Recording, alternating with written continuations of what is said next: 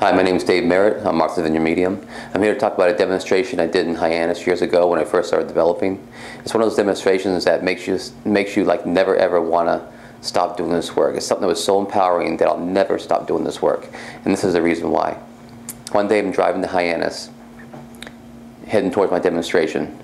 And as I'm driving there, I'm kind of thinking, this is my first demonstration.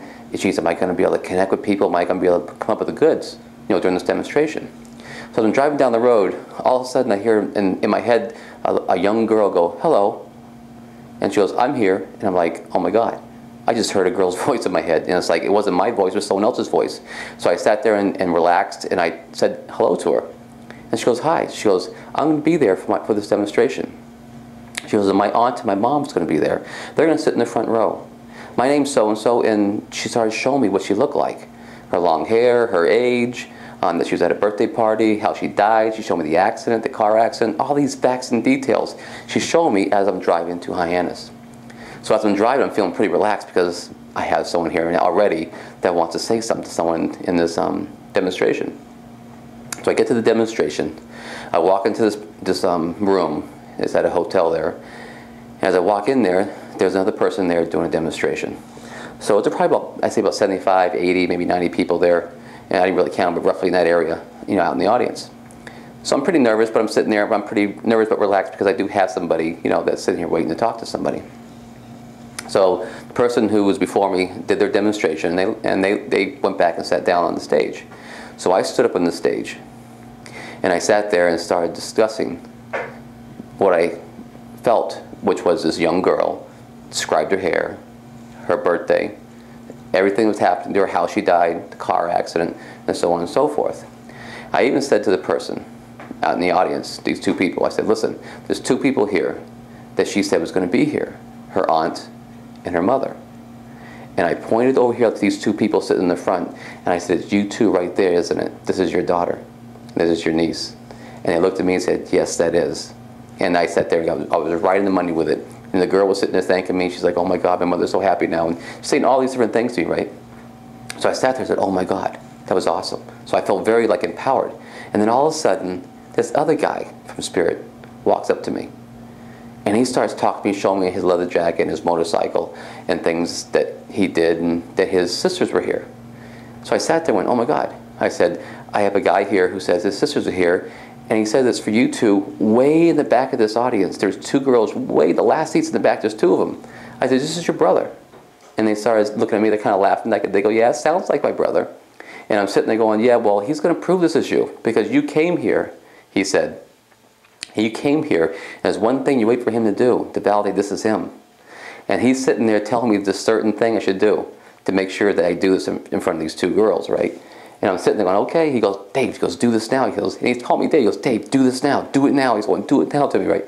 I said, "Fine." He said, "Hey, girls," I said, "your brother told me to do this." And I go, "Dude," like that, and they lost it. They were waiting for that to happen during this demonstration. All they wanted me to do was stick my thumb out and go "dude" to them, and they knew that was their brother. So that was very validating, and plus the facts I taught, the other things I talked about what he did and stuff in his description.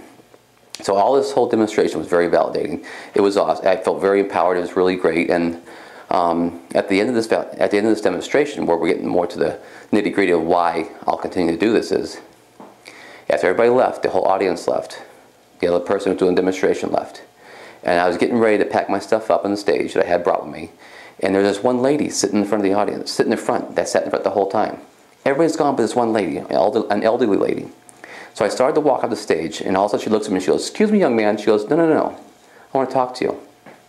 And so I said, "Yes." And she says, "I paid my $45 to come to this demonstration, and I didn't get a reading," she says.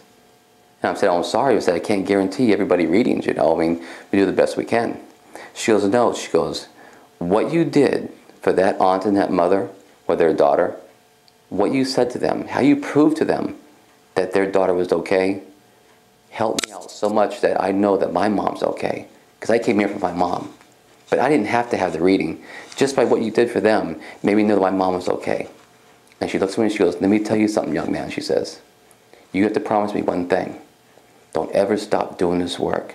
Because you can help thousands of people out there. And promise me you'll never stop. Because you're good at what you do."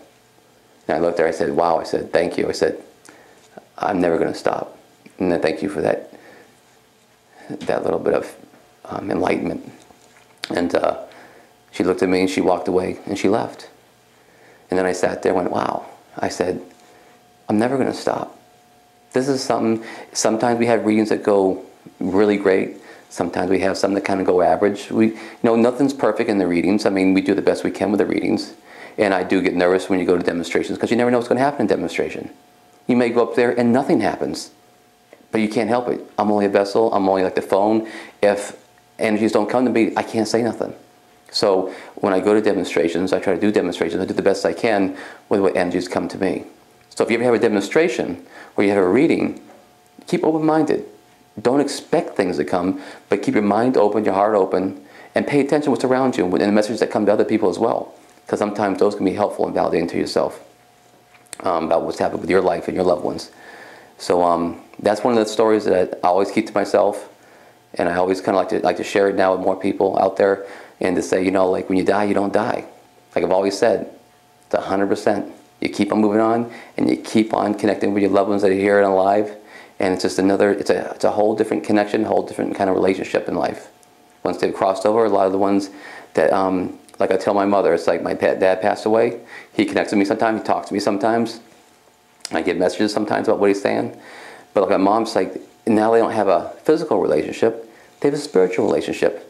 And as long as she's open to the fact that he could give her a message or touch her or, let her understand that he's still around, all she has to do is be open-minded and believe that he's there. And you wouldn't believe the things that could happen. So anybody out there, they're not gone. They're still next to you. But give your people that have crossed over a chance to show it to you. Don't disbelieve. Don't think they're gone. Just keep that mind open, that heart open to say, okay, if you're there, prove it to me, show me. And watch what happens. So thank you for watching. I hope you enjoyed this little segment. And if you ever need, I'm here open to demonstrations, readings. You can get on my website at davidmerritt.com. A lot of information on there about how to get a hold of me. And there'll be more to come. Thank you for watching.